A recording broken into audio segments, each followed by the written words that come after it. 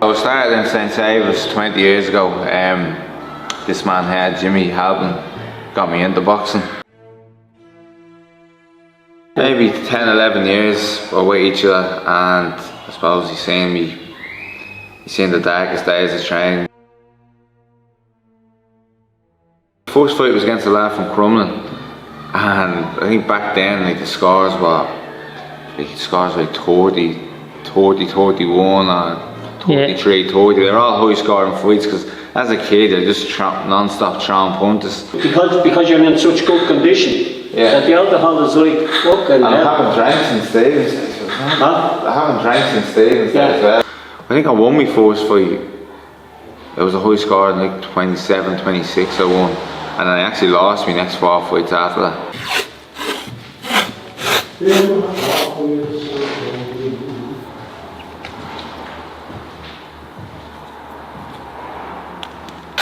Oh, 20 years, but there again, you only look at the commitment. When you see, you know yourself as a coach, you know who's going to give you 100%. You know, you can have a talented lad, a lad that can do everything, but you have the guy that you know that you can trust, that will go down in the trenches for you. And Emmet's one of these guys.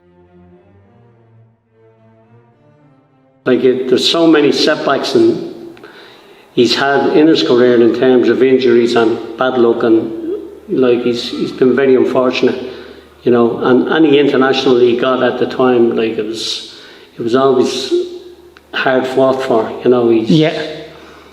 Nobody done him any favours. Like anything he has achieved, he's done himself.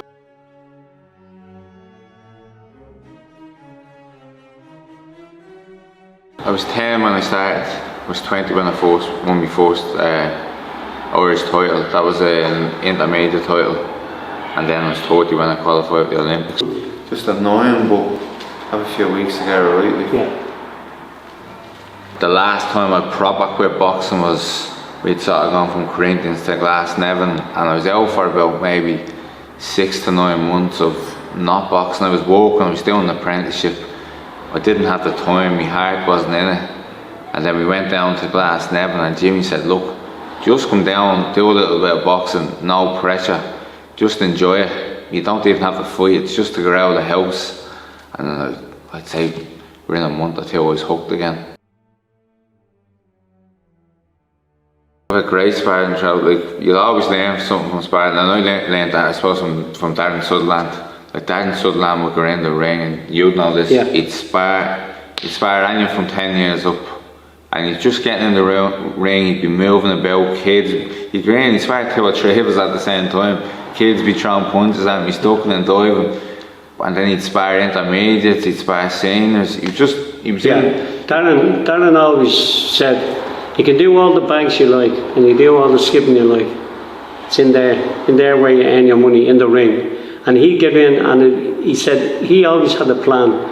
Even if he was in with a 10 or a 12-year-old, just messing around, he'd be working on evasive movement, all slip and shift and all that sort of stuff. He'd always have some plan in his head as to what he needed to do. So he was great for the kids, like coming through and all. He'd let them walk away, and they'd learn how to improve their range and all that, close them down and all that sort of stuff. That was a fantastic experience for me, to be able to work with the like of Darren and all that. But I get more satisfaction from Emmet. Why? Because I've trained him from he was 10 all the way through to now. Like from playground to podium is what he has achieved.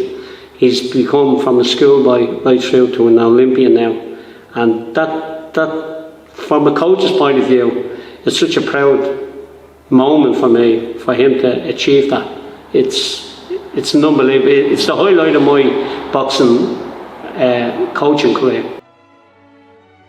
I don't think Jimmy gets the credit that he deserves for what he done for me, because I can remember as a kid, my father worked abroad an awful lot. No matter what night of the week it was, what day of the week it was, Jimmy would pick me up and bring me home and train every single day. No questions asked.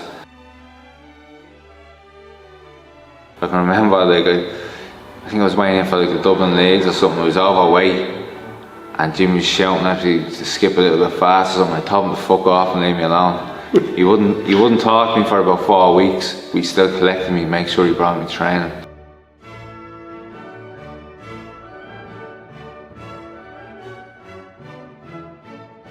Like the club coaches they're the bread and butter of Olympic athletes. Like no Olympic athlete is going to get to where they are without the likes of Jimmy, without the likes of Philip. These are, as I said, they're the bread and butter of the boxing community.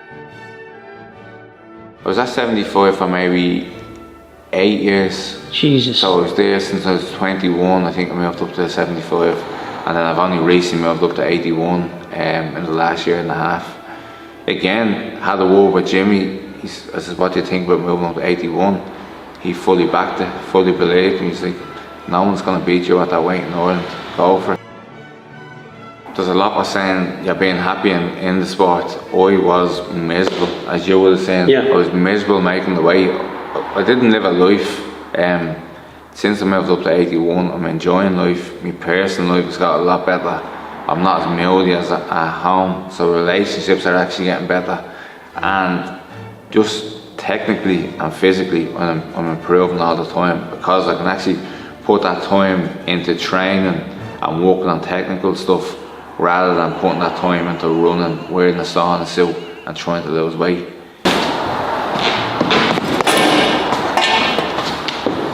The draw is so important, but I'm hopeful. I'm not going to make any predictions. Yeah. I'm hopeful that he'll go all the way. You know, And the draw, don't yeah. I want to put the jinx on him and then say, I'll put pressure on him and say he's going to do this. You know. Yeah. Most importantly is he's going to compete, and I know he'll get down in the trenches when need to be, and he'll have a right go with this.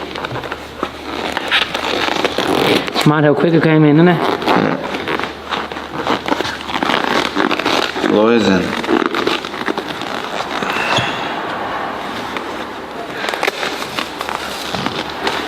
My goal is a medal.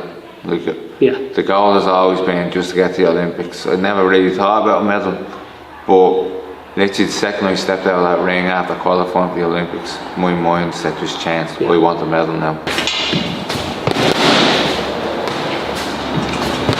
See, that positive attitude is so important.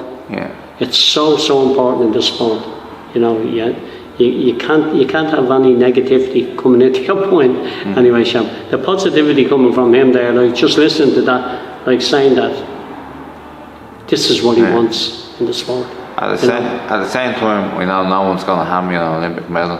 I'm going to have to get down in the trenches. Like, even after being injured going into them qualifiers, I'm going to be well more prepared in 5 weeks' time for the Olympics, and it's going to take a really good person to beat me. Because if you want to get to the top of anything, you want to surround yourself with people that are going to help you rather than hinder you. Yeah. So I personally, I surround myself with people that are going to back me, and the likes of Mark and myself have massively helped with that. The happiest I've been in boxing is in the last 2 years, and that's since I've been in this environment. And that's In Docklands.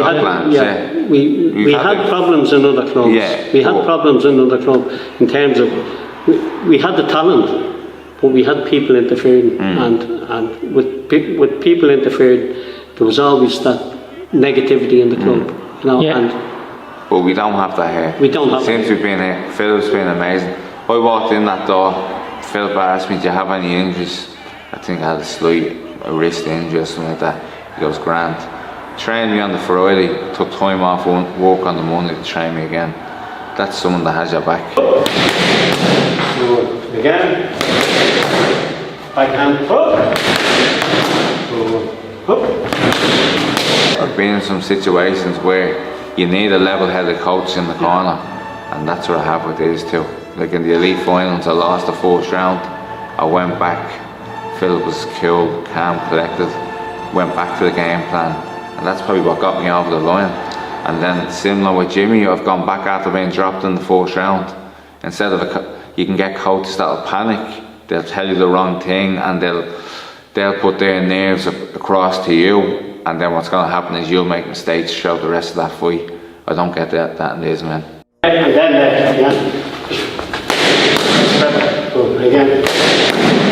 Again. You don't need a negative, you know. You don't need to be negative to deal with a negative. Yeah. So what you always have to try and keep positive in terms of, regardless of what's happening in it. So you're always calm with the boxer, regardless how bad it's going for him. You know, just keep it simple. Tell him where it's going wrong and how to put it right. And that's all you need to do. That's your job. You know, try and get him back on track. Bring him back. Yeah. Again. Forward. Yeah. Yeah. Up. Backhand now. Again. Forward. I've read a book that changed my life, and it's funny. It reminds you of you two together, because it's called The Alchemist. I don't know if you've read it, but it's basically the way he's talking and everything. It's about somebody that follows the heart, like obstacles get in the way, non-stop get in the way, you know, life, it's a part of life. But you 20 years together, you know, changing clubs, moving around, bad decisions, injuries, and he's non-stop. The both of you, obviously, you're so passionate about what you do, you enjoy it, you enjoy the sport, and the same with you. And he's met in the middle. So to anyone following the heart, you know, what would you say to anybody, whether it's boxing or whether to anyone? So you're there, and then you have, when you're going to deliver that hook, bang, bang, up, get that, so good rotation, 1, 2, that's it, good, and again, and again, Well, the whole point where we came back to boxing and went after the Olympics is because I didn't want any regrets. So we've talked about boxers there beforehand that had all the talent in the world, but they've never won an elite title. They've never got to where they should have gone to. And that's down to maybe they weren't mentally strong enough, it was the wrong timing, it just didn't happen. So I just wanted to come back, give her everything. I knew there was going to be obstacles in the way, I knew there was going to be hard times. But it's about pushing past that, yeah, it's about looking at the bigger picture.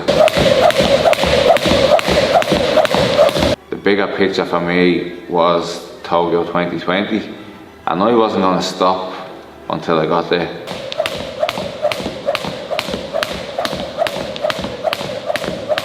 There was obviously a chance that I wouldn't qualify, but I wasn't going to stop giving it everything I could until there was no chance I was going to qualify or I was qualified. And as I said, it's a rolling goal. Now I'm qualified, you want the best, you want the medal. So you're ready now? Yeah, I'm ready.